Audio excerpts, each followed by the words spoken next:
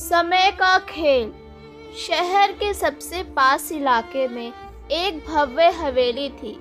ऊंची दीवारों से घिरी हुई, बड़े बड़े दरवाजे और कई कमरों वाली यह हवेली कभी रौनक से भरी रहती थी। हर समय यहाँ मेहमानों का आना जाना लगा रहता था।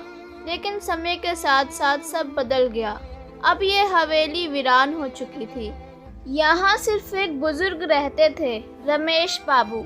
रमेश बाबू कभी बहुत अमीर हुआ करते थे। उनके पास हर सुख सुविधा थी, नौकर चाकर थे, रिश्तेदार थे, दोस्त थे। लेकिन जब उम्र बढ़ी तो एक एक करके सबने उनसे दूरी बना ली। एक ही बेटा था जो असमय चला गया। रिश्तेदारों ने पैसे और व्यापार लूट लिया और अपनी दुनिया बसा ली, और दोस्त भी समय के साथ चले गए। कभी जो हवेली हंसी खुशी से गूंजती थी, अब वहाँ बस सन्नाटा था। बुजुर्ग ने हवेली के कई कमरों को बंद कर दिया था। अब वह सिर्फ एक छोटे से कमरे में रहते थे। पुराने फर्नीचर, दीवारों पर जमी धूल और दरारें, छत से लटकता जाला, इन सब ने हवेली की वीरानी को और गहरा कर दिया था। उस दिन दोपहर को अचानक दरवाजे पर दस्तक हुई। वर्षों बाद किसी ने इस घर का दरवाजा खटखटाया था। रमेश बाबू धीरे धीरे चलते हुए दरवाजे तक पहुँचे और उसे खोला। बाहर एक नौजवान खड़ा था, सादा सा कपड़ा पहने, विनम्रता से सिर झुकाए।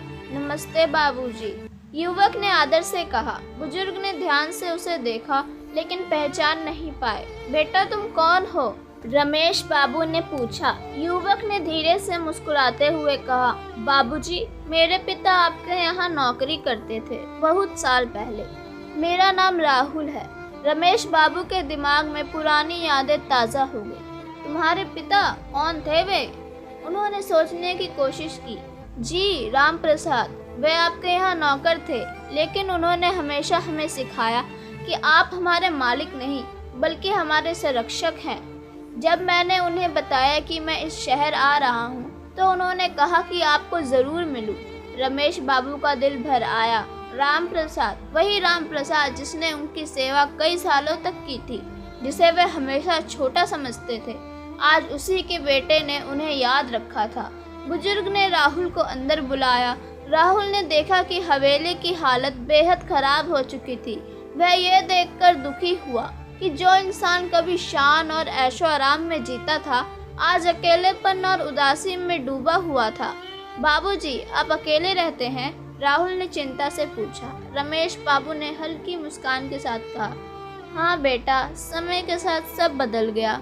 एक वक्त था जब यह घर गुलजार था, लेकिन धीरे धीरे सब छूटता गया। दौलत थी, रुतबा था, इसीलिए शायद रिश्ते सिर्फ दिखावे के थे।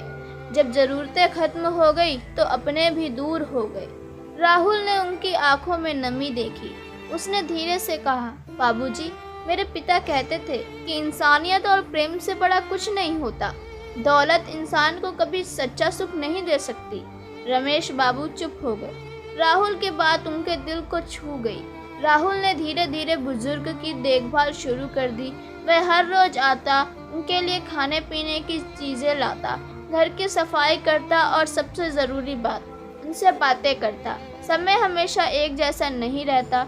दौलत, घमंड और शान शौकत पल भर में मिट सकते हैं, लेकिन इंसानियत और अपनापन हमेशा बना रहता है। हमें कभी भी अपने हालात पर घमंड नहीं करना चाहिए, क्योंकि वक्त बदलते देर नहीं लगती। रमेश बाबू की हवेली फिर से वैसी तो नहीं बनी, लेकिन उनके दिल का सन्नाटा खत्म हो गया था। अब वहाँ राहुल की हंसी और अपनेपन की गर्माहट थी। दोस्तों, ये कहानी आपको कैसी लगी? अगर अच्छी लगी हो तो कृपया लाइक और सब्सक्राइब करना ना भूलें। धन्यवाद।